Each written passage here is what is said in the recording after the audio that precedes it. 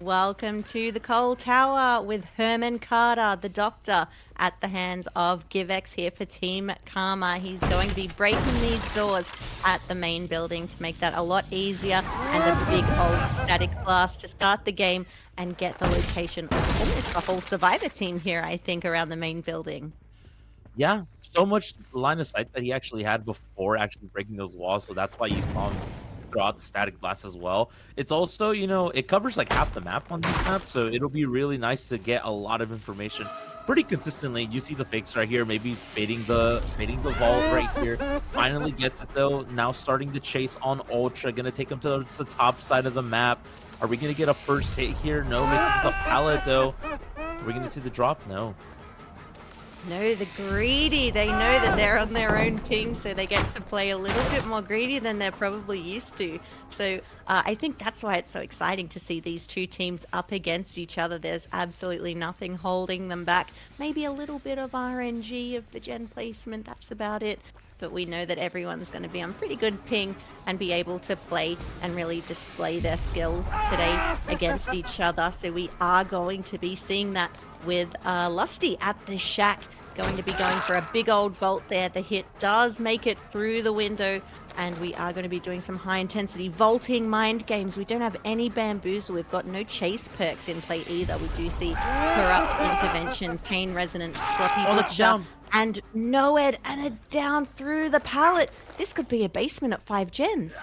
Yeah, that's gonna be huge right now for Givex and for Karma right now. The fact that he actually managed to get two shocks right before the pallet and right before the window vault, that's what got him those 2 hits. So that's really great stuff. Still not even a gem pop yet, so pretty good value, and you're gonna get another blast for more information to start chase number 2, potentially get another hook here. Gonna get the generator break just to provide a little bit of pressure on the survivors as we see one of those gens pop towards the top side of the map. So we're gonna keep it going right here though. You see him defending the basement just a little bit, maybe to get a hit, maybe to get someone into tier 3, and here it comes, right? Just trying to get those baits to get him off the gens, but regardless, sees another gen go out, so decides to just throw the blast out just to try to get them into tier 3, but nobody home for it. No, unfortunately not. He's convinced that someone's stealthing around his shack trying to take his survivor off of that hook, and he certainly doesn't want to be allowing that just yet. I think he wants to get at least second stage off of Lusty here in the basement. He is in a pretty good place though, being able to kind of monitor the gens up this side of the map. As someone does sneak in, they drop the pallet to give them a little bit of extra time. So really nice play there. Whilst we didn't use the shack pallet for, I think, a lot of the reasons that our public match players would think, it was a very good move there by the survivors of Cynic. We're now going to be doing some strategic targeting onto Lusty now that he is on Death Hook. I think Givex wants to get him out of the match now. A head-on fail, I think, from Ultra there. A little bit too delayed. Givex not getting head-on today, and he's going to continue the chase with our friend Lusty on Dead Hook. So hopefully we've got Nini and Zaphis rushing the engines in the back, and the mind games coming through. Yeah, breaking those line of sights with this killer is something that, or just in general, breaking line of sight with these tiles is something that, sets you a little bit apart, gives you a little bit more distance on everybody here. But the mind game, like you said, not actually going to work right there. And you saw the failed head-on attempt. You also saw the weird pathing from Givex, right? Because, you was a little bit paranoid about the head-on play, right? So, you saw him loop a little bit wider than you normally want to, and managed to get a 2-for-1 value there. Got the death and got another hit on Ultra. So, and here comes the third chase, right, on Zoffy. So Yeah, really nicely done so far by Givex. You can see he's doing these epic shocks. He's got really nice shock accuracy here as he hits, I think that's Zaphis, as he runs off to the main building. A quick kick of the gen, and I think he's going to head on back to the top side of the map where he knows that people were progressing these generators up here. We've got Zaphis still yelling on the other side of the map there. But a big shock, no one's up here. It does seem like they're doing a bit of resetting and snapping out of it on the other side of the map, unless there's Ultra hiding in a locker somewhere waiting to get his head-on value, which he was robbed out of. Yeah, unfortunately robbed out of. I'm surprised that Givix didn't see, you on the hill on the left side of the map, you saw a Mirage of the Doctor, and that's normally a good tracking ability for you as a Doctor. I'm surprised he didn't catch that, but regardless, already found Zoffies and found the injured survivor. Gonna throw out the early shock here just so we won't see the pallet drop right here. Here's gonna be a simple mind game. He's gonna make it to the pallet. Yes, he is. Okay, and now gonna loop around it, right? Doesn't want to spend any time breaking, especially at 2 gens. Oh, that's so good! Oh my goodness. Problems team. We do vault into Herman's arms right here. I think the discipline makes it a little bit hard as well with that red stain. You can never really see where the Herman Carter is coming from, so it does make it a little bit difficult for our survivors to play those tiles correctly. We're coming in hot, just asserting a bit of dominance. We're not going to take a hit. We're just gonna show Givex that we're in the general area. I think they're ultra doing that, and now running around the shack. Wouldn't surprise me now if he does take that hit and then get a bit of distance through the other side of the map, leaving only Nini to get the unhook on Zaphis. Yeah, absolutely. Leaving only Nini to get the unhook, that ends up, halting the tempo of the survivors, right? Because you have to get this save because Ultra's being chased. Nobody's working on gens now, and here comes the window vault, trying to find Ultra, trying to find a hit. Gonna find a shock right here. Yes, because the pallet is right there. You're gonna see the drop though, but there's not gonna be a vault back here. You're gonna hit the second one, and there it is. Gonna get the down on Ultra. I love these shocks on the pallets. Even though you are getting these vaults, because you're getting shocked after the fact, you're not able to vault back, and so the Doctor can easily cut you off no matter what direction you go, kind of eliminating that mind game factor. So, but we do see the unhook on Zoffies as we get the first hook for Ultra. Yeah, really nicely done by Givex. He's spreading his hooks around a bit now. I think he's feeling like he's in a pretty confident place. And you can kind of see that in the way that he's leaving the hook now and he's going to pressure these generators rather than confirming Ultra's stages and doing a little bit of waiting there. Nini! Wake up! There's a Herman here! Nini just casually snapping out of it. I don't think he was aware at all that Herman was on his way over. I think he's happy to give him a hit with the Sloppy Butcher and then go and apply some more pressure throughout the map. He's in such a good spot here. 1 gen left, and he can really keep the survivors on this side of the map now and prevent them from saving Ultra. Yeah, absolutely. You see the aggression right there from Zoffies, right, trying to get through the Doctor's line of sight, but no dice. Not able to get it. No matter how many apples a day you have, you can't keep this Doctor away from the hook. So really good stuff right here from Zoffies. Gonna make it all the way to the bottom side, but still not able to actually get this unhook as Ultra goes into stage 2 already, and we start another chase. Here's the mind game. Nobody's getting these mind games right now. Great stuff from Karma, right?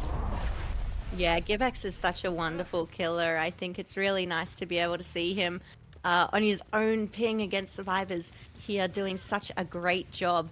It's really, really nice to see. I think when you've got a team that's got the strength of the killer equal as their survivor team, it's so nice to see that balance. And he's really putting Karma in a good place now for when they switch sides. They may even just need to complete 5 gens the way that this is going. And I know we always say just do 5 gens, and it's a little bit harder than that. But sometimes that can be relatively simple against an M1 killer.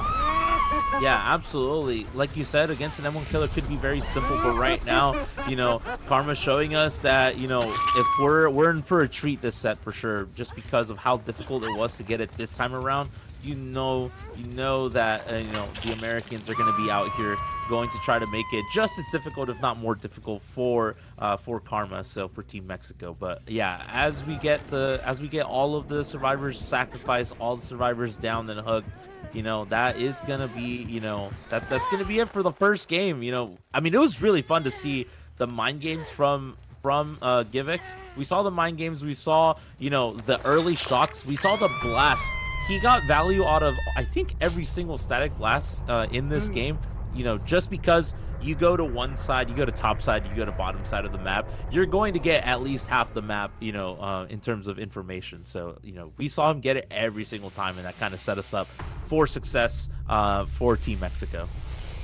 Absolutely, and we didn't even need to rely on that pesky Noed in the end game. We didn't even make it that far. So really, really nicely done by GiveX for that 4K with 1 gen left, which gives Karma 28 points and Cynic 8 points. So we need Karma's Survivor team to come out strong, complete 5 gens to take the Doctor set.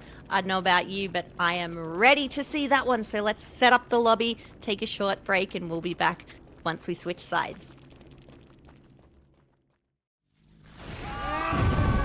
Hello, everybody. Welcome back to the second Doctor match of this matchup right here in DBDLeague. You know, we hope you guys have enjoyed the break. We're going to get started right away. Ultra already finding his first chase on Gimmicks, trying to pay back for all the downs and chases that he got on the American team earlier. Going to Shaq, though. And look at that, we've got the ultra special save the best for last up there as well with the sloppy butcher combo. So he's just going to get so much value out of the Doctor being an M1 killer here. Also combined with pain resonance and corrupt intervention for that early game start. We're going to the corner. SSB, we're in the comp corner at 5 gens already. GiveX choosing to die. Edge map, hopefully far enough away from the basement. Ultra's thinking about it, but I think he's going to be quite happy putting him over here amongst the generators and heading on over to see which gens are being progressed. Look, he's not even camping. That's a plus rep for Ultra on the Steam profile. Absolutely. Everybody already going to be dropping the plus reps, but, you know, just because we saw him go all the way to the comp corner, you know, you have to assume that everybody is already, you know, sort of doing gens on the top side of the map, which is why you probably don't see as much camping. Ultra kind of has to take the pace of the game and bring it back all the way, you know, to his speed. Absolutely. We do see kind of the standard setup down there at the main building with the gens either side and then inside of the main building as well. So it seems like they're breaking that 3-gen as we speak now. So in return for this second stage on the hook, I think we might see a couple of gens pop. I feel like at this point it has to be, you have to sort of have your priorities on lock. It kind of just depends on what Ultra is looking for in this situation. Like you said, you're going to get two hook stages, potentially going to get a death right here. But how many gens are going to fly? 1, 2, 3. Already seeing 1 gen flying, like you said. Everybody's out here trying to break the 3 gens. So we're going to have to see who Ultra's going to end up going after. We see scratch marks already, though. Throws out the side of glass. We're going to see the pallet drop. Yes, we do. All the way going to Trauma. But we do finally get that rescue, and we get the static glass to kind of put everybody in a little bit more of a madness state and to get some information on where everybody else is at as another gen pops right now. Yeah, Ultra's trying to make everybody a little bit crazy here, I think. We are going to be looking to get the kill on GiveX at the moment with some high-intensity standstill mind games at the Shack as we see the other gen pop. I was going to say not going for the body block here. I think they're happy to nope, okay, never mind. They reconsidered it and they came back, but they faked the leave and then they came back to take the hit to extend the chase on to GiveX and give him a little bit more distance to make it down here to these tiles and the main building, which I think in the past we've seen as the main building of doom and destruction. But GiveX doing a really good job at the moment of staying upright. Givik said, please say psych right now that you're not gonna body block me. And Kalati comes in right with the body block just in time. Throws out a flashbang, but a little bit too late on it as we are gonna get the down on Givix, and that is probably going to be it. You know, a quick trip back to the lobby. However, your life will not be in vain as we got 3 gens popped, and you have to assume that they're already working on the 4th one for sure. Absolutely, we do see our survivors over here. We've got Trauma on the Fang, taking chase over here at the pallet gym. The pallet is already dropped, so he's going to be leaving that tile and going on over to the main building here. I don't think he's able to get the window, and with these spam shocks, he's not going to be able to get the pallet in time before the hit anyway. He does take the window, and he's going to be taking chase through the main building. I think we should be aware, though, that while this chase is happening, we've got Zulf upstairs working on the gen, and that, of course, leaves Killate somewhere on the map, more than likely progressing a generator. Yeah, probably on the bottom side, right? As we saw. Yeah, there it is. Yeah, absolutely. So probably on the bottom side of the map, just you know, as much as we've seen the chase on Trauma, Ultra is going to break chase a little bit. Gonna put Kaledi on tier 3 madness right now. But we get another static blast for more information. Yeah, and just because we see Kate, we see Zulf working on that top gen in Cold Tower. So, you know, we're gonna see the quick vault right there. Are we gonna find the chase? We're gonna find Ultra committing to a chase right here. We're gonna have to see as we get the early pallet drop just to provide some distance, right, and move on to the next tile. And we're gonna get potentially a drop chase right here. Yeah, really tough for Ultra at the moment with these split gens here, knowing that the next generator done is the win condition. So he is trying to balance chases, injures, hooks, and protecting the gens as well. So he's got a lot of work cut out for him this late in the game with just that one gen being done. We do see Killate come in for another body block here to give Trauma a little bit more time. Trauma choosing to drop that pallet down early, not making any mistakes. He's unfortunately not able to vault it because of Herman's ability to shock him and stop him from doing that. We're going to see Killate doing a little bit of locker jumping right now, but I think it's a little bit too late for Ultra, and that main gen is probably going to pop any second. Yeah, we did see the hook. It might have some sort of slowdown perk as well to kind of, you know, give, you know, I imagine maybe like a pain resonance will make would make that gen take a little bit longer, which might be just enough time for Ultra to get in the main building, which it looks like he's doing that right now. So just trying to bait maybe the Kate dropping out of window. We heard it earlier, and yeah, that's exactly what's happening right here. We saw Kate kind of dropped down as soon as Ultra went all the way up towards main building, and so that's why we saw kind of the bait with the fake out and was able to actually finally get it, and now gonna actually go for this survivor as he knows that, you know, the Kaladi and Trauma are not really doing anything other than potentially resetting right now. So we're gonna see that down right here, and that's gonna be a pretty crucial one. Like you said, this last gen is the win condition, and that's why he's going back up there just to give a double check, right, to make sure that nobody else is on it. But like we see right now, they're going for the full reset right now. Yeah, really smart decisions from Karma here to reset.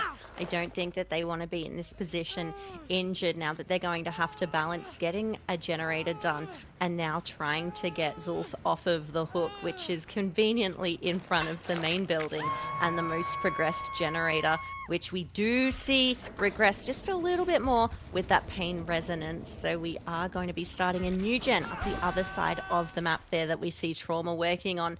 But Ultra, of course, knowing everybody's whereabouts with his static blast there. Yeah, I just love the information aspect with this killer, and you're able to kind of direct your attention to the correct position pretty much every time. And he's bothering survivors long enough to get off of gens, not long enough to commit to chases every now and then. Sometimes you see Ultra drop the chase, but it's just enough time to where they have to reposition, and like they started earlier in a different gen, potentially getting them to start a new gen, wasting even more of their time. So I love the decision making from Ultra for sure. Yeah, and this is something that you can see in our killers that have got so much experience. Ultra has mained the M1 killers for so long, and you can tell that just by his decision making and his game sense and the mechanical skill as well.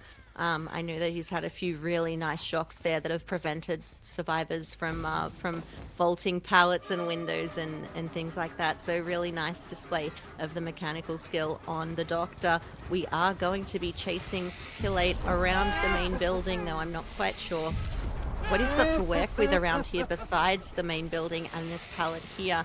We have been in this area quite a bit this match, so I'm not surprised that there shouldn't be too much left, but he's doing a really nice job of wasting time. And there is the last gen, all 5 gens done, and no endgame perks in play. No endgame perks in play, right? We saw Karma run the no-ed just for safekeeping, just for good measure, but we're not going to see that today. We kind of saw, you know, Corrupt kind of slow the start of the game down, and then we see the save and sloppy combo that that you said Ultra likes so very much, as well as Pain Res. So there's not going to be an end game perk. It's going to be traditional chasing right here. Gonna try to get everybody down right here. Yeah, he is going to be forcing the grab in the locker, which either gives Trauma a time to either pick up. He did pick up. Okay, never mind. We've got our survivor off the floor now, out of the comp corner, and ready and raring to go, as we do unfortunately say goodbye to Zulf, who dies on the hook there. We're going to be now splitting up our time between these two survivors here, breaking this pallet, as we will be taking the chase to main. Once again, filthy survivor mains running to the main building time and time again. Yeah, it's home. It's home. It's a safe haven.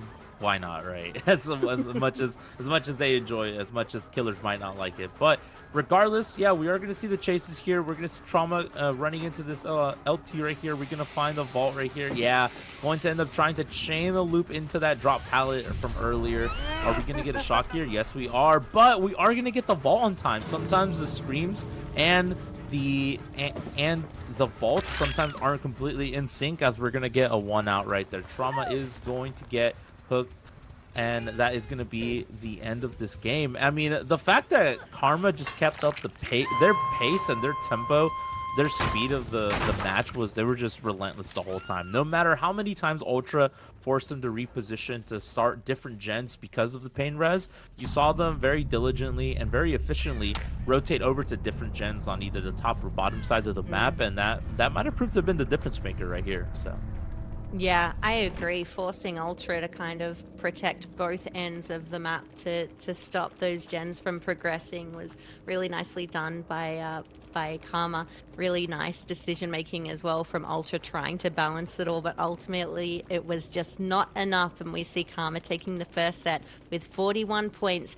and Cynic with just 29. Now we are going to head into our next game, which I'm super excited about, so let's take a small little break and we'll be back with you shortly.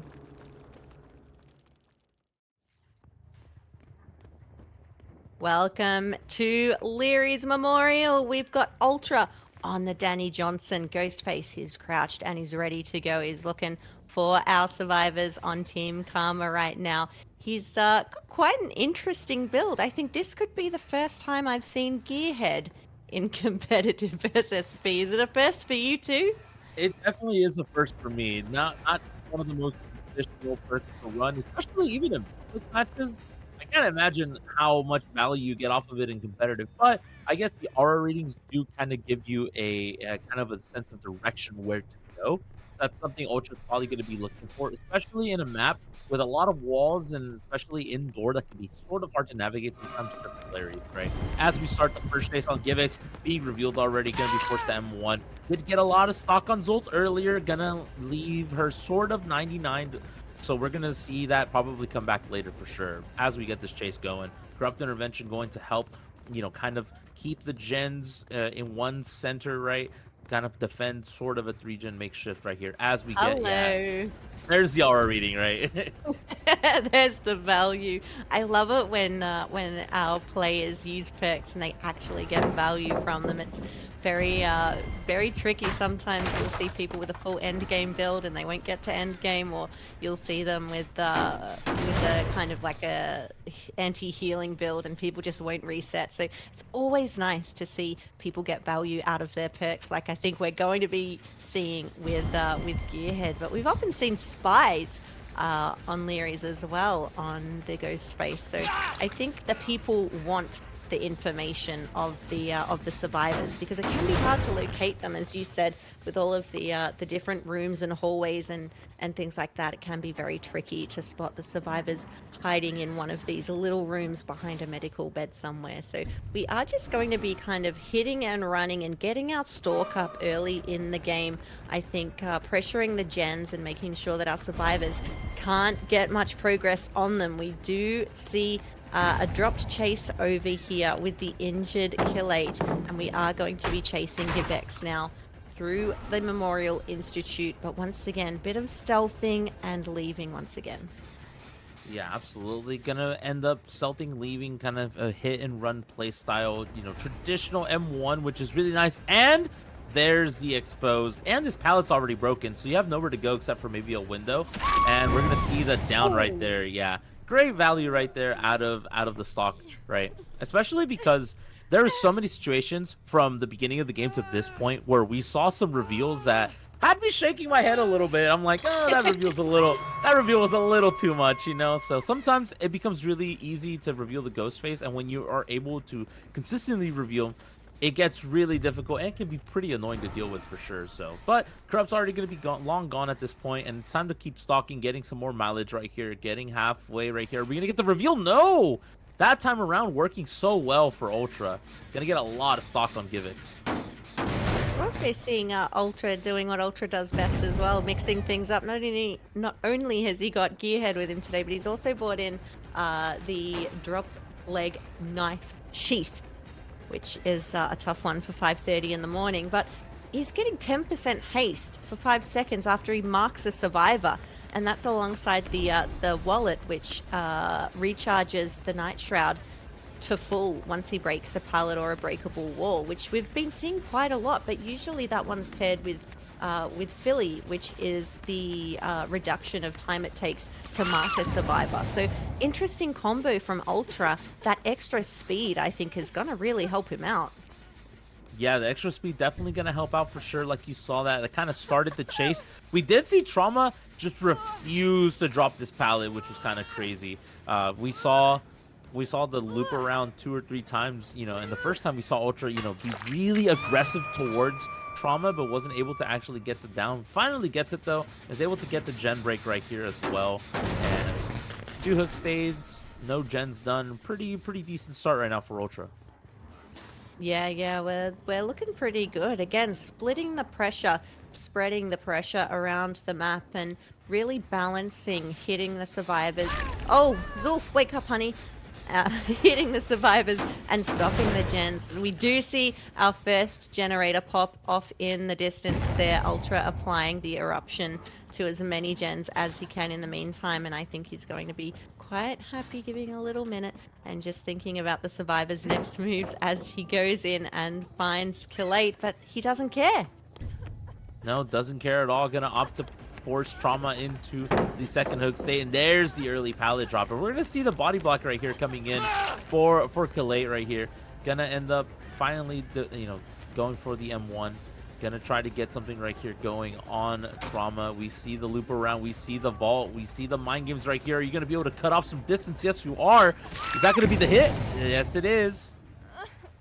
But we know that Kill 8 is floating around somewhere. He took a hit. Is he here for the pallet? He is not, unfortunately. We are going to be seeing Trauma get popped up onto that hook there as he hits his second stage. Bit of eruption applying to a gen. I don't think so yet. It's on cooldown, but back in the shroud and looking for what should be a fresh reset there onto Kill 8. We just say he's been taking some massive body blocks in the Doctor game, and now this one, truly the team player, I think. Kill 8 just running around to find all of the chases and protect his teammates. Yeah, the team shield for Karma, absolutely. You see all of the aggression coming in from Kill 8. We see, ooh, okay. I love seeing some of these perks, right? I love seeing for the people right there from Kill 8. As you see the status effect going from fully healthy to broken and Trauma being fully healed, which is really nice. I love seeing these unique different perks, especially since spending not as much time in the competitive scene. I love seeing the different builds that everybody decides to run this time around. Yeah, 100%. I think it's always exciting to me to see what our teams put together and the synergy between perks. We used to see a lot of For the People with Renewal, which was really cool, and Will Make It and Renewal as well. So it's really cool to see what the brains of competitive are looking at and putting together, because it's stuff that you just don't see. We're still at 1 gen complete though. What are you doing, Karma? I know that the reset's important, but come on, we've got to get these generators done. Yeah, absolutely. There's no pressure coming in from Karma with the generators done. You know, shout outs to JRM, right? Not any pressure being placed right now from the survivors as we get another chase started, and here we go. Oh, Oh, that's I did not see who it was, and I didn't notice it was Givix. And I wanted to mention it earlier. Givix was 99 for quite a while, and we didn't really see much of him for most of the game after that, that stock from Ultra. We're gonna finally get the down though, but we're gonna prioritize our things a little bit different here. We're gonna see Ultra kind of go for Trauma, especially knowing that at 4 gens and getting Trauma out right now could potentially win them the first game. yeah. But choosing to... Oh, Peepo loser. Everybody point and laugh. He just got blast mined. How embarrassing. He is going to kick that, apply the eruption, and then head back on the trail of its kill 8 this time, the meat shield of Karma. He has found him. He is quite a distance away from the hook as well, so it's given our survivors time to... Never mind, Zulf will die on the hook there, unfortunately. I think Trauma really need to reset. Leary's proving to be such a test for our teams. The communication, coordination required, I think, is just so high. It can be really, really difficult for a lesser experienced team to make it out of Leary's alive. Absolutely, it separates the good from the great teams for sure. Like you said, a lot of the team fundamentals. Oh, just a little bit short right on that M1 right there. Finally gonna get the down here though. And is that, yeah, that's the eruption, right? Coming in. It is, yes. So much pressure from Ultra. I think it's only fair to kind of wonder what Karma are doing. There's the second gen in the distance, constantly resetting, playing it safe, so they want to prioritize resets. But with Ultra's game sense, he's finding those resets, and it makes it really, really tough for our survivors to prioritize the gens. But I think by now there should be a few gens around the map with a little bit of progress, so it's just a matter of pulling it together, focusing up, and getting some more progression done. Yeah, for sure. We see a lot of, we probably see a lot. We're probably gonna have a lot of gens being done, but we haven't seen as many kicks on as many unique different gens from Ultra. So we might see 1 or 2 more pop potentially here. You know, it kind of just depends on what they're gonna prioritize, because even though the game could be over pretty soon, getting these gens done, at least getting down to 1 gen, sets up for your killer to get, to get certain points. And that's going to be really important in terms of taking this game too, especially because you did so well game 1. So you probably don't want to go to a game 3. You probably want to just close it out in this Ghost Face round. So Yeah. I mean, if we don't manage to get another generator done now, we're looking at a relatively simple win con. But that's what we said the last game, SSB, isn't it? We just said just do the 5 gens. But this time around, I think there's a few gens with a bit of progress. We did see Trauma on a generator over there, I think with Resilience, with the nice little yellow bar, getting that one done as we're now in chase with Khalate. So I think that's probably at max only 1 gen that we're able to do. Never mind, Trauma's now shown their location. We are going to be dipping, and we are all injured now. Tough spot. Being injured, we've got Danny Johnson in his shroud chasing someone who is dead on hook. Khalate's on the floor, leaving Givex the opportunity to pick him up. But again, a bit of progress on this gen too. yeah, a bit of progress on this gen as well. We are going to see the kick though, just because it's probably going to come in clutch later. We saw earlier the down on Khalate was able to kind of slow the progress of 2 or 3 gens down with eruption. So honestly, it's proving to kind of provide a lot of value for Ultra as we get these recoveries going on, right? Especially from Khalate. Repositioning as well after the down, really important for sure. Yeah, now it's quite a tricky spot for Givex now if he does want to play for an escape or a hatch here. There's no hatch offering from my understanding on Leary's, so might be a little bit difficult to find that as well. We are a little bit upset and a little bit injured, so we're going to be making noises. We're going to be leaving our blood all along the floor of the hospital, and we're just going to be found now. Big drop of the pallet for dominance by GiveX, and we are going to be starting the chase with the last standing survivor.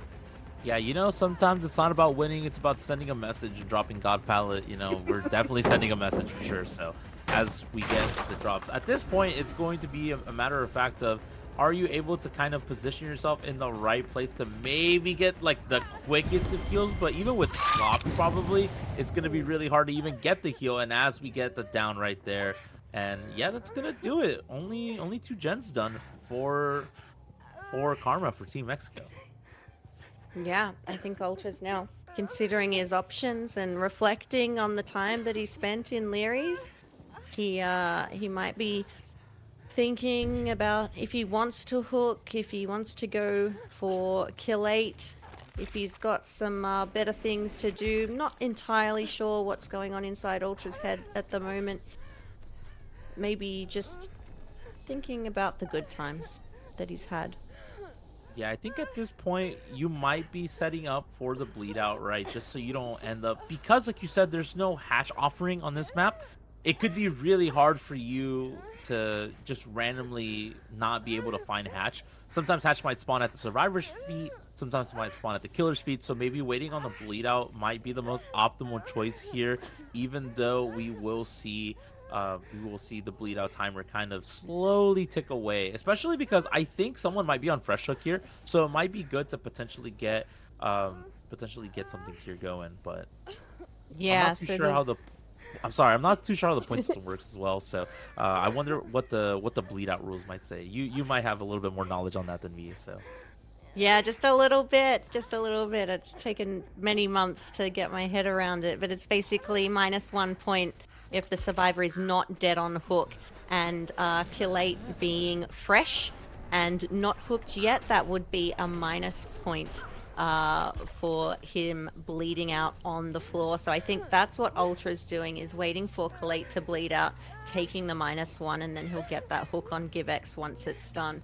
But you can just kind of see the sweat dripping down his face here as he's waiting for that hatch to die. Stinky, sweaty comp players in my Dead by Daylight. Absolutely disgusting. yeah, oh my god, the hatch is right in front of you. He was scared for a reason, right? Yeah, exactly. Like I said, like we talked about earlier, just because, you know, there's no hatch offering here, the RNG gods might be in your favor, so you have to be really careful, which is why we saw the calculated game plan right there from Ultra. And after, unfortunately, not having the greatest Doctor match, you gotta feel good after this one. 100%. 4K3 is wild, and I'm super excited to see how we're going to go once we switch sides. But really, really well played from Ultra. I think the pressure that he applied to both the generators and the survivor team was just a little bit too much for our survivor team of Karma. And it does appear that we've got final scores of 27-4. It's pretty good. It's pretty good going into the second game going around. I will say though, just for everybody watching, if you guys ever play pubs and get upset that you get hit by a blast mine, we saw comp DVD killers get hit by blast mine.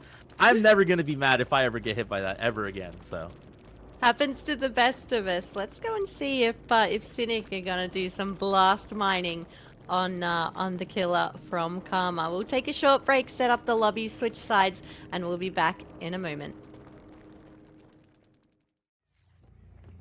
hello everybody, welcome back to yet another ghosty on Larry's, right? We saw earlier Ultra going crazy on this map. We saw a lot of incomfortability. We saw a discomfort from the survivors. Are we going to see that as well from Ultra's team right now? We're going to have to see GiveX on the Ghost Face. At this point, it's going to come down to who's more coordinated, who could stay comfortable under pressure, right? Yeah, 100%. I think he saw the value from Gearhead, and he's chosen to run it as well, combining it with Sloppy Butcher, just like Ultra did.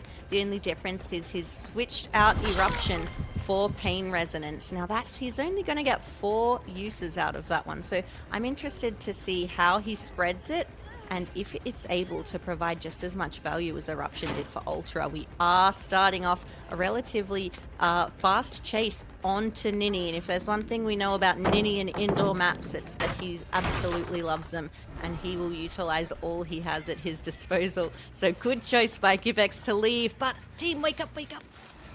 There's the Gearhead value coming in. At this point, are we all going to start using Gearhead as killer? I've been inspired. I'm not going to lie to you. It's looking pretty valuable at the moment. Our killer players are getting a lot of use out of it. Givex really in control and in charge of choosing who he wants to chase and when. I think he's asserting a little bit of dominance, looking at the survivors, giving them direct eye contact, and then saying, I'll be back for you a little bit later. He is happy now to continue this chase with Nini at this pallet, which can be played around. Nini doing a little bit of greeting, which is not... Oh, God, oh my God. You just don't see this in comp. It's always so exciting when you get to see it. But I think he left it a little bit too late, and Givex does manage to get that down after the pallet is dropped. Yeah, I was gonna say. I mean, I don't see this type of greeting at all, right? So it's kind of nice. It's a treat to watch for sure. I'm excited. The fact that we just see them going at it. They're both very aggressive. They're calling out each other's mind games like really well, and it's honestly just really fun to watch. But we do see a gen pop that we have another one pretty far along the way.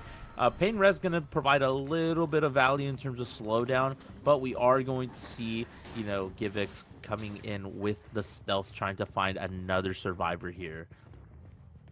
Yeah, again, just going back to what I said in the previous game, Leary's is the ultimate test of our survivor teams and their coordination and their synergy. Now, the second gen done, we do know that Cynic have got a lot of coordination, a lot of time played together, not only in competitive, but also in the public matches. We're getting a whole bunch of stalk on our survivors here as they do get the unhook on Nini.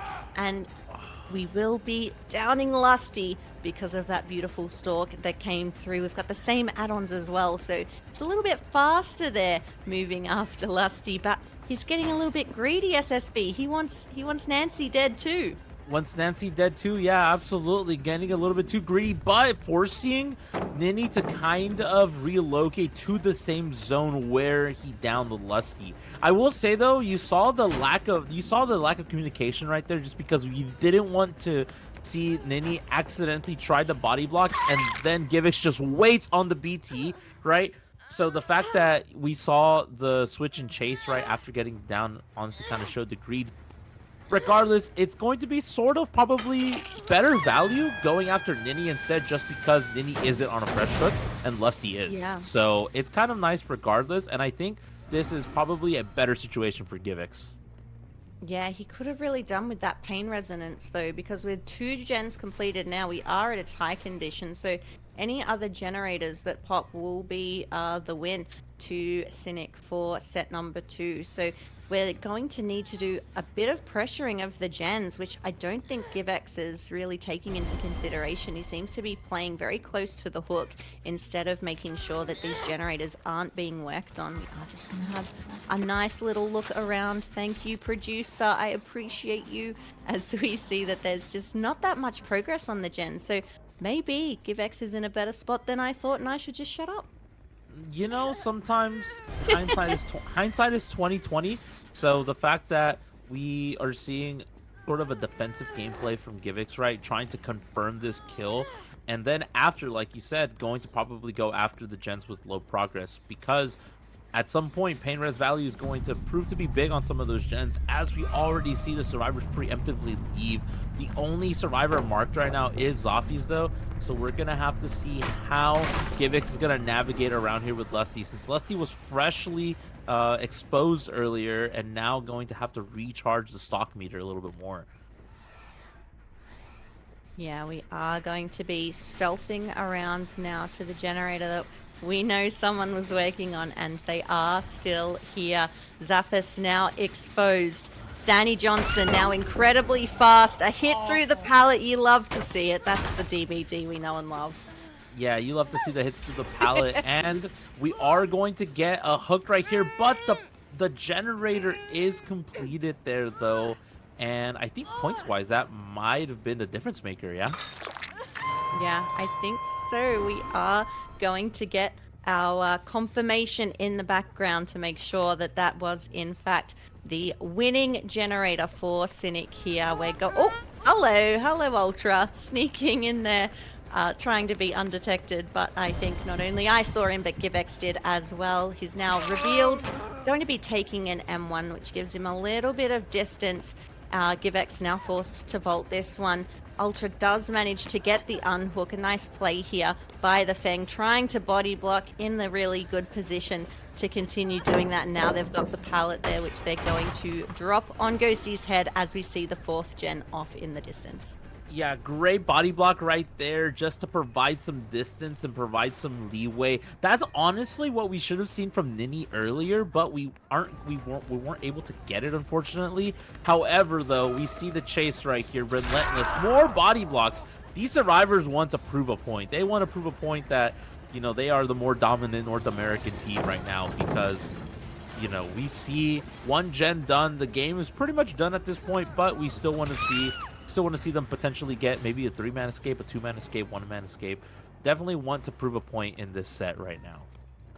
Yeah, I think they want to keep their place on the standings as well. With only 1 match lost to Eternal last week, they've got a lot to prove here, a lot to stick around to stay up the top of the standings as well.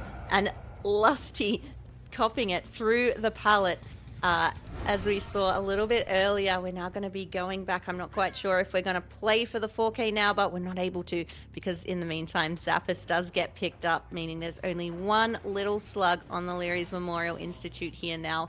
And we're going to continue looking around, which we managed to do and find Ultra because of those scratch marks on the wall. A little bit of vaulting action there, a late swing and not able to hit that through the window. But we will be continuing chase with Ultra. A little bit too early right there on the window, but the double back not gonna work out in Ultra's favor. We see yet another 2 slug right here, but as soon as I say that, they're very quick to get Lusty up. So we love to see it, and we see, yeah, good tracking, right? Good tracking from Givex, understanding the positioning of where the survivors are probably gonna be. We tried to see a mind game right there, though nobody home for it as Zafis finally gets down. We're gonna get another hook right here for Givex. Sometimes the best mind game is no mind game at all, I think, and just following the survivor around, holding a little bit of W, and sometimes catch them off guard when they expect you to do some helicopter attacks around the pallet and the loop. So well played there by Givex, being able to predict that and win the 50-50 like the ultimate champion. We're going to be seeing our injured little buddies, Ace and Quentin, Ultra and Lusty, running around the map. I'm not too sure if they really care about completing the last gen and getting outs now, because they have managed to win set 2. We are going to be going to the Cenobite round. We are going to be going to the Dead Dog Saloon. Givex took 1 look at that corner and that pallet, said, nope, not today, thank you. But now he's considering coming back there, mind gaming a whole room on Leary's. I think the fake out was actually pretty funny to see, and honestly could have potentially have been the down anyways, just because the fake out provides a bad positioning right from the survivor. So it could have been potentially a down right there, but we're gonna see Givex just opt to go for the hook stage to just finally get to be done, and that's gonna be it for Zafis. The return to the lobby. The resilient work has been duly noted for sure, though, as we get Givex continuing to chase some of these survivors, right? Finding some scratch marks, finding some blood right here. Gonna opt to go, you know, which one is it gonna be? Is it gonna be Ultra or Lusty here? Yeah, I think it might be Ultra. There he is, the P100 Quentin. I don't think I've ever seen him play anyone else in competitive, which is one of those things where you kind of have survivors that are either known for their outfits, they're known for their character. Ultra is always on the Quentin, always. He's a rare breed, just built different. We are going to be dropping that and either protecting the gen or following the scratch marks. Either way, we do manage to find Lusty over here, beautiful drop of the pallet there would have been a jump scare pallet for me. You know when the survivors are jump scaring you by dropping a pallet that you never knew was there? I hate that. Yeah, you know, I would have definitely have M1 around the corner and just gotten a pallet to my face, but that's why I'm here with you and not playing in the actual match. So yeah, it is what it is, but we're going to see another reveal right here, another early pallet. No mind games here. Are we going to get anything here? Oh my god. Oh my god, the mind games are real here. Yeah, Givex is winning all of the 50-50s today, it seems, is the prediction master. As Lusty tries to crawl for his life, Givex is not taking it, though. Does go to pick him up, place him on the hook. That is the first hook for Lusty there. We're going to be looking for our last survivor in the trial, which is Ultra. I'm interested to see if he plays it a little bit stealthily for the hatch, or if he wants to go and save Lusty off of that first hook, considering he's absolutely miles away. I think he's going to be doing a little bit of stealth. Oh, wait a minute! Be careful! That's his curse! Check Danny your corners! Johnson out of nowhere! Oh my! Check your corners right there, good sir. And that was a jump scare. That scared me. That scared me. That scared my children and my children's children. That was a next level jump scare right there. So that was pretty funny to watch. I'm not gonna lie. So they say it's not a horror game, right? They say it's not a horror game. I think we've learned today that it is. You know, sometimes I'm like, yeah, this is not a horror game. But sometimes I get jump scared and I feel a thrill, and I get so excited. Like in pubs when I play against maybe a scratch for a reminder or something and I get jump scared, I'm so terrified, and it's hilarious. I'm about it. So the fact that we got a little jump scare right there was pretty funny to watch. So we just got one of our match officials just said, Jesus Christ, I spilled my drink. So I think it caught a few of us off guard there. Something new and exciting for competitive DBD, always in the DBD League. We are going to wait for our final Survivor Ultra to die on the hook, but that is going to be Cynic taking the set 35 points to 32, and I think that means we're gonna get to see some chains. yeah, we are going to go to the tiebreaker. I'm so excited. We are going to go to the Cenobite. I believe he said on Dead Dog, which is going to be really awesome to watch. A smaller map. We're going to see a lot of aggression potentially from everybody. Maybe a little bit of a stealth out right at the beginning of the game, but you know, we are going to get some pretty high octane, fast paced action going in for sure. Well, I don't know about you, but I'm ready. And I think that we're going to be setting that one up in the background. So we're going to do our ping test, make sure that our killers are on their right servers, because sometimes the lobbies are putting us where we shouldn't be. We're going to make sure that we are where we're meant to be, that our killers' connection is great, that our survivors have their builds equipped, that our streams are looking wonderfully, that our score checkers are in place. And we're going to get that all done for you in a short break and return on the Dead Dog Saloon with the Cenobite tiebreaker between Cynic and Karma. Team, welcome to the Dead Dog Saloon. We are back with you. We've got Givex on the Cenobite here, looking to take down and chain the survivor team of Cynic here. We've still got Ultra, Lusty, Zappos, and Nini ready to go. We're breaking these walls early, setting up shop, making sure that the main building is optimal for us to run, because we know full well our filthy little survivors are going to spend the majority of the game there. We do have a very quick find, though, onto a survivor here. I think that is Lusty, going to be taking a chain. I don't know about you, SSB, but I'm wanting to see if we can get 100% accuracy on chain hits this game. Yeah, I mean, so far we're 1 for 1 right now. I mean, we saw the kind of the wall hacks of sorts. We saw the chain kind of go through one of the walls just to get visibility on where the survivor is going to be, and then you then throw out the chain to give like an educated guess, which is really nice to see for sure. Here comes another chain, and we're 2 for 2. We love to see it. Looking good, Givex. There's a Nini doing something over there. Now taking a hit And there it is. The Too good streak to be is true. ruined. The Too good streak to be is true. ruined. We are going to be chasing Nini, though, behind the main building, going for the chain to prevent them. Really nice Juka-Looper over there to avoid that chain from hitting. And what did I say? Survivors running main building. This is pretty much all we see every time on Dead Dog. Just the strength of this main building and the different ways that survivors can run it to really have a decent chase. And a lot of times as well, you'll see one of the full health survivors set up in there and wait around for their teammate to come to take a hit. But Nini left the main building and goes down, unfortunately, for it. Greeting the pallet a little bit, but not enough for GiveX to fall for the pallet fake. Yeah, for sure. And we saw GiveX not really go for the teleports with the box, right? Just because we saw two survivors right in front of him and then realized that one survivor was doing the box. That means only one person was on gens, which for him was probably like, yeah, I don't need to go after this person. I can just keep going for the chases right here. But we are seeing a lot of generated progress right here as we get into the main building area. We're going to get more walls broken. I'm not too sure, but yeah, like you said, the main building, definitely such a safe place to go. The windows are really good here, so, and then it links into the pallets right outside of it as well, so could be something really hard to deal with for GiveX. Yeah, we've got someone solving the box over here. That is Ultra. The chain, unfortunately, not making its way through. We do have the remaining members of the team working on the generators, so I don't think that they're too concerned about letting Nini hang on that hook for a moment.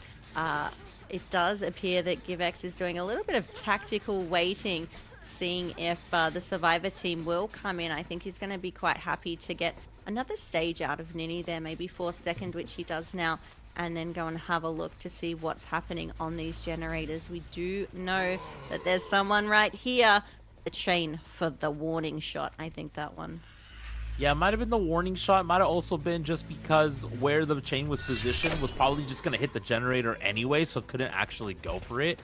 And decided to opt to just not waste some time. Sometimes the chains can be really hard to navigate. With Pinhead, the M2 can be really hard to master. But we see Ultra already kind of setting up. But we see GiveX not wanting to give up this hook stage right here. As we see two survivors here going to go for a rescue right here. Are we going to see it? The squad rolls up. There's one hit.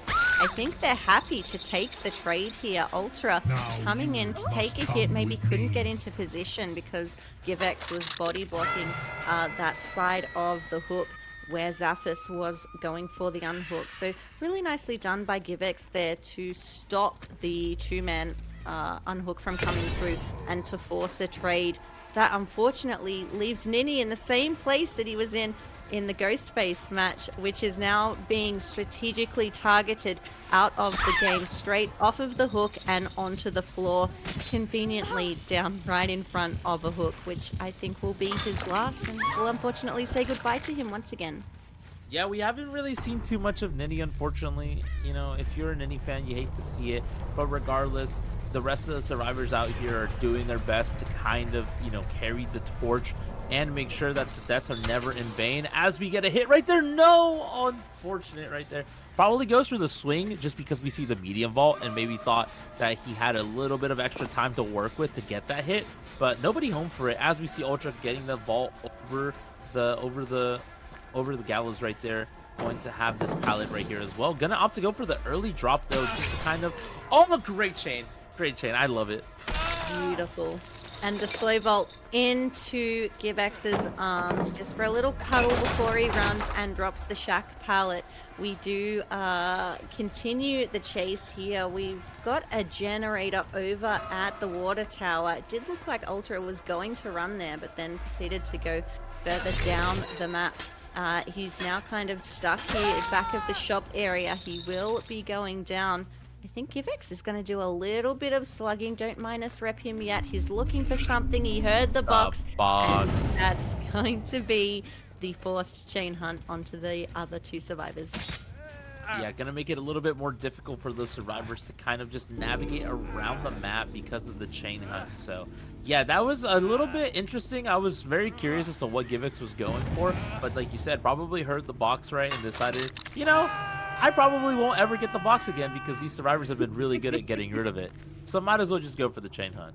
And that's gonna provide a little bit of a slowdown in terms of the game tempo, right? Yeah, Lusty now on the box now, though, looking to solve it, get rid of those chains. But Givex knows that. He knows he's setting the chain for dominance. The long shot, beautiful there, hitting him really, really nicely as he was solving the box. And I think he's pretty happy to head on over here, allow the unhook on Ultra, and to begin the chase against Lusty, who is the holder of the box.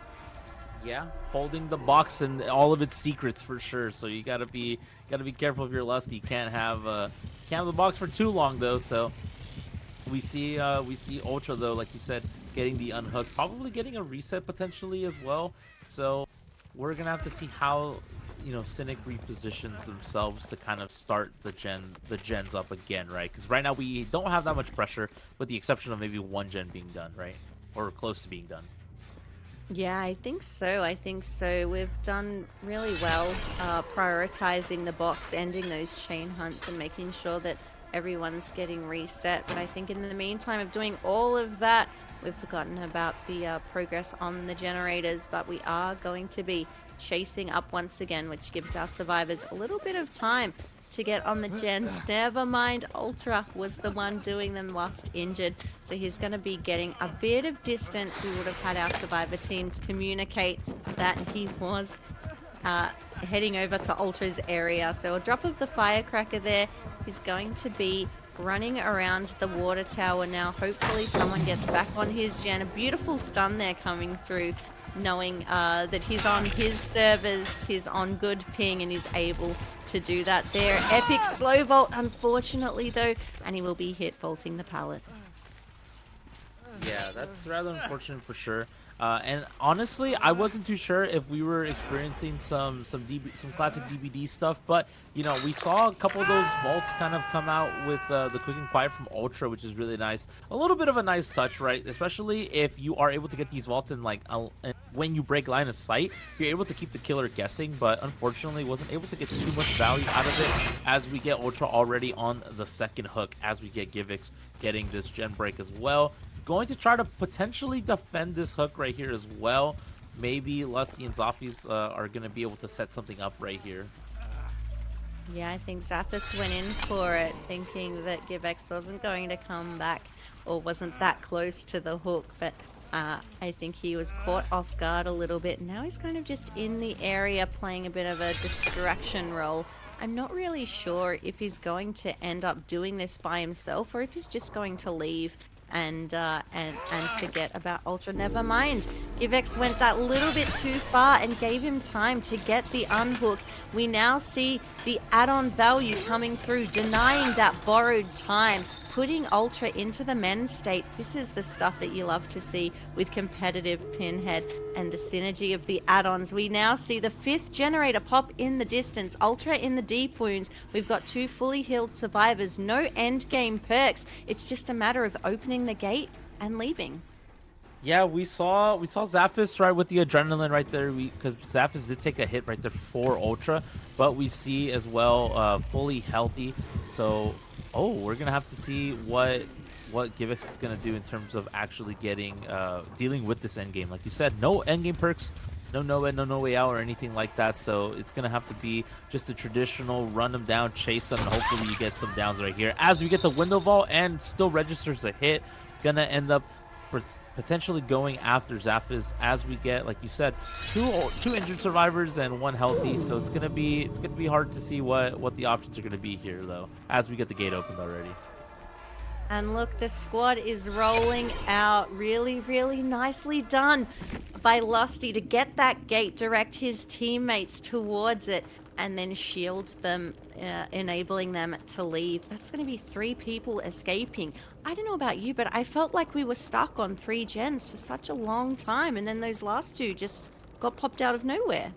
Yeah, I feel like they did. I feel like potentially the tunnel out on Nini could have potentially set up for those other two gens to get done as well. Mm. We saw a little bit. We saw the chain hunt as well potentially also get in the way, but regardless, we saw a lot of resilience behind the scenes, right? We didn't really catch on to those too well, but we saw a lot of pressure, right, from the survivors with those gens, especially at the end, like you said.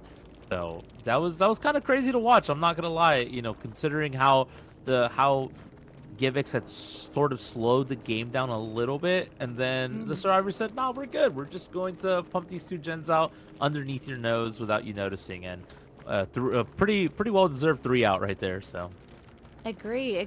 We end up with 6 stages and a score of 16 to Cynic and 15 to Karma. So we could be going on to potentially our last game of the night. There's always room for ties, in which case we would replay the Cenobite until we have a clear winner, but we're not going to know that until we see our next game, which is going to be the survivor team of Karma and Ultra on the Cenobite, the master of the chains. We'll take a short break, set that up, and be back with you in a moment. hello, everybody. Welcome back. We hope you enjoyed the quick break we took. We are back again on the Dead Dog Saloon. Ultra, the M1 specialist himself, is going to be killing poor Cynic. Already finding the box. Gonna get started with the chain hunt pretty soon. Barn, this is going to be a photo finish for sure. The score's pretty close. It's going to come down to literally the war of attrition between these killers and survivors. Absolutely. And I predicted it already. We did forget to do our own predictions for who was going to win, which is good because I'm not willing to risk my 100% win rate. But I did predict that we were going to load in, switch to the stream, and boom, he's on the box with the box logic, and that's exactly what we saw.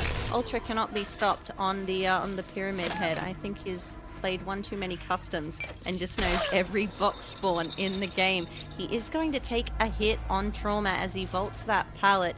Now going to use the chain. Unfortunately misses there, but I think he's keen on dropping that chase now that we've got the chain hunt active, and he's just going to do it all over again. The locations of our survivors now given to him. He's going to be unfortunately missing that chain onto kill 8 as he starts running main building. He did drop down into basement. We know there's no balance landing on here, so it may have just been a sick juke to avoid one of the chains. Yeah, for sure. As we get already the trauma with or of the box right there. Oh, I'm missing the chain. You hate to see it. Gonna opt to do it from a pretty safe place. Has access to that quick window vault right there. And you hear the screams from the Fang, which makes the mind games a little bit easier, as we probably will get the down right here already. Great stuff from Ultra. Gonna have to keep up with these survivors. And like, you've talked about earlier, Ultra's favorite perk, save the best for last, coming in. Already gonna get started. Yeah, he's building up those stacks. It's going to be really, really difficult for our survivor team to get these unhooks. If the stacks keep climbing and the team don't communicate that there is save the best in play, they are in for a real treat at the unhook. We are going to see our survivor team working on those generators now, getting a bit of progress, hopefully, because we are still at 5 gens with someone on the hook. So we do need little bit of gen progress if we want to make it out here, if we want to reach the tie, or if we want to get some people out the door, which is going to be tricky because we've got that pesky little end game Noed there. Oh, getting on the gen to juke the chain. I like that one. Yeah, great resourcefulness right there coming in from Team Mexico, right?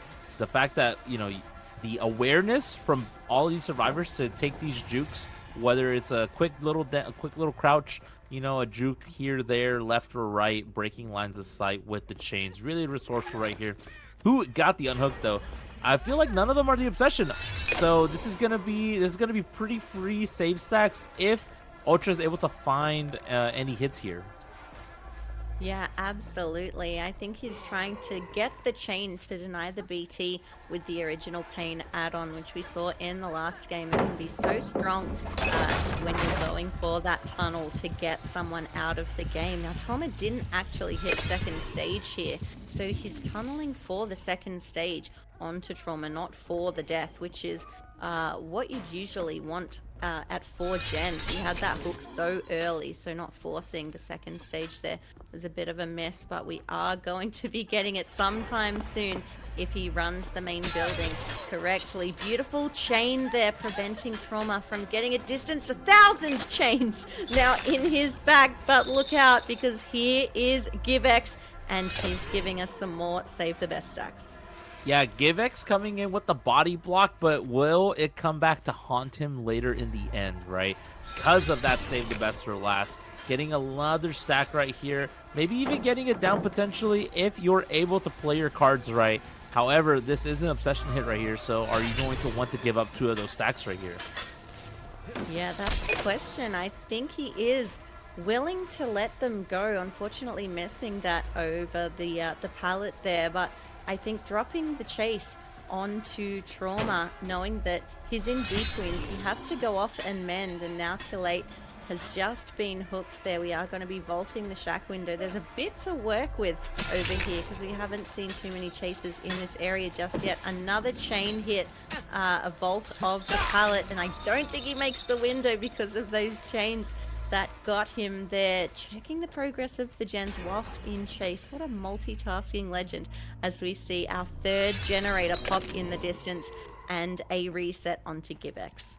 Yeah, reset onto Givex for sure. Right now, though, I mean, the fact that you were able to get Killate off of that gen, forcing Trauma to fully reset, including the mend, that kind of takes more time from the survivors. That was a chain and a half. Great stuff right there. And already has the broken window. But are we going to get the teleport? I came. We are. He is now here. He's now here. But look at the gen progress, right, from these survivors. No signs of slowing down at all. Great stuff right here coming in from Team Mexico, right? Absolutely. Incredible performance, right? They're coming in for body blocks. They're taking hits, they're resetting, and they're getting the gens done. Really, really nice pace and good time management from our survivor team of Karma. Now, it's really, really nice to see that they've really kind of picked themselves up after that Ghost Face set. And again, they're really showing us their strength in chase and their compatibility as a team against the M1 killers here, doing absolutely incredible work. We are going to see a hit onto Trauma. 4 stacks we're building up. Unfortunate miss there. That would have been really nice if it hit. Yeah, unfortunate right there, but gets the window vault right here. We're gonna find another chain right here. Yes, we are. However, there is a pallet to the right, but we're gonna opt to go for the safe main building right here as we get the window vault. More time being wasted. Unfortunate right there with the chain. Not gonna be able to get it though. Has sort of a loose regen right here to defend, but can be hard to sustain with how strong this main building is though. As we're probably going to give up another save the best for last. 2 stacks potentially right here, if you can even get the hit here though. Oh, really, really close one there. I think Ultra not wanting to lose the stacks, but also knowing that he needs to get pressure up and prevent these generators from popping. He's only got pain resonance here to do just that and protect the gens. He does also have trauma, but look out, because Givex, that absolute nuisance, is back again to give a hit. A nice chain there gets him, and we could potentially be getting our stacks back up here after that hit on Killate earlier. Another hit. He's an absolute master of the chain. Oh, but to shout out my boy Q, get stunned, stupid. Let's go. We're gonna get the +5 the to right the face. There. Yeah, nice +5 wood. We're playing Minecraft over here, you know, dropping some wood, but great stuff right there. Ultra, though, gonna continue the chase. A lot of survivors right here, though, not really doing any gens. Are we gonna get another down here? Yeah, we are. Great stuff from Ultra, bringing it finally back. It feels like it's been a minute since we did get it down, so. Uh-oh. Oh, just dear. trying to interrupt the box. Whoa! Oh, that was a crazy little turn right there. I think he knows the chain geometry here. He's got the the angles down. He is going to leave Killate on the floor, and Trauma able to somehow vault the pallet and dodge the hit with 7,000 chains being spammed in and around his face right now. He does eventually get the down though and forces that chain hunt there. Going to hook Trauma here. That is still the second stage with just one gen remaining. Yeah, we are going to get, oh my goodness, that gen is so close to being done, but Chain Hunt going to slow them down just a little bit, enough to get into the right positioning right here. Just enough for Ultra to actually get in close to, break this gen. However, though, last gen being done, pretty close to being done. Once the Chain Hunt is over, there's not really much that's gonna stop them from getting back on those gens and getting it done, which is why you see them kind of committing to staying in the main building area, right? Yeah, and he's leaving that gen here to go after the box and back to the area where the hook was. So I think he knows that that is such a risky play, leaving that gen, because Zulf was full health over there, and there was also someone else over there with him, but he does manage to get the down on Killate. That is just one stack of save the best now. Hopefully here, this hook can give him a little bit of value of pain resonance, which it does, and the chain hunt has started once again. Ultra really has to stay composed and keep it going now, because I feel like he's got his second wind and his comeback playing to win. Yeah, Ultra kind of, not necessarily having the greatest start, but coming back now and playing really well. Pain Res going to provide to be a little bit of an assistance for that. Like, just that gen was at like 80 on main building, and now it's probably a little over halfway done. So it's, the third cog is barely moving, so probably not as much progress as we had earlier, which is really nice if you're Ultra. And we still have access to the Know It in the back right at the very end. Absolutely. You can see Karma know that he knows about the generator there in main being quite progressed. So I think they're starting the Gallows gen now. We've got someone working on the box in the edge map. Unfortunately, you cannot hide from Ultra's chains, and we will see him hook up Givex here. Givex running to the strongest pallet in the whole of the game there, but choosing not to use it and abuse it, and he's just going to continue running. Ultra hitting another chain there, and Givex will continue running over. He's got a fair bit to work with over here, but I'm not quite sure if he's going to be able to with the pallet down and the chains. Ultra's going for it. He has just shared with everyone that he does have no one escapes death. Yeah, absolutely. No one escapes death. Has 3 save stacks valued right here, right? So there's going to be there potentially could be a chance where he's actually able to get a lot of value off of the save the best for last stacks. But the gate is already opened. The gate is already close to being opened. Pretty much 99 at this point. Are we going to get a hit on this fresh gate though? We're going to have to see. Yeah, I think we might get her downed now. Keep in mind that it is possible for Karma to lose this with the current stages. If Ultra was to kill that last hook, that was going to be a tie. We're going to have to get our scorekeepers in the background to keep us updated now. We've got another fresh hook there, but no, it has been cleansed, so we're relying on our 4 stacks of save the best. We've got 1 gate open behind the main building. We've got 1 gate near the water tower that is not yet opened, and we have a score currently of 32 to Karma and 30 to Cynic. So Karma need to get this unhooked. Yeah, if we get this unhooked and if we get potentially the 4-man escape, this could be it right now. We're going to have to get some big brain plays going right now. We're going to have a coordinated escape for it to even, to turn the tides, keep the tides in their favor, but we're going to have to... Yeah, I'm not really sure what the option is here, what the play is going to look like to be a full reset. Yeah, they are resetting, which is good. It's promising. It means that they're going to potentially come in together. I think the squad will roll up shortly. We do see Killate there being a bit of a nuisance. Maybe if he knows about the save the best. Okay, he didn't hit any of them. Instead, absolutely behaviored.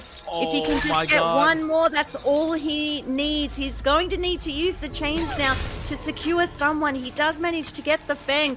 Khalate doing an incredible job of breaking the chains. They are going to make it out. They're making it out. Pros don't fake. Pros don't fake the unhooks. Oh my goodness. What a way to finish it out. And I can't believe it. All right. We end up with a final score. We're I'm trying not to gonna figure. talk We're trying to about figure just this yet. out. We're trying I'm to not figure gonna this out in the talk back. about it Okay. just yet. But the way, but the Oh way my. we, but the way we ended up finishing that match, what a coordinated rescue! Everybody in the background, right? The staff trying to fix the scores, right? Make sure everything is good. But man, what a way to finish it out! What a coordinated rescue! The way Renato was holding down the fort made it really, really easy for him to take all of these save stacks away from Ultra as well, even if he wanted to get some hits and try to get, potentially another hook stage right here. So Yeah, really, really incredible performance there by Karma. I think that I'm not sure if it was a grab cancel into some type of an aim assist, but there was no hit at that hook. That was absolutely crazy. But we do end up with a final score of 32 to Karma and 30 to Cynic, a 2-point difference. If he had confirmed one more stage, if he had downed someone on their way to the gate, it would have been a game changer. yeah, would have been a game changer for sure. I mean, the call out on not faking the unhook was definitely it. You saw Ultra waiting a little bit and then ended up going for the swing, but regardless was able to preserve their health, and Team Mexico gonna get the win right here.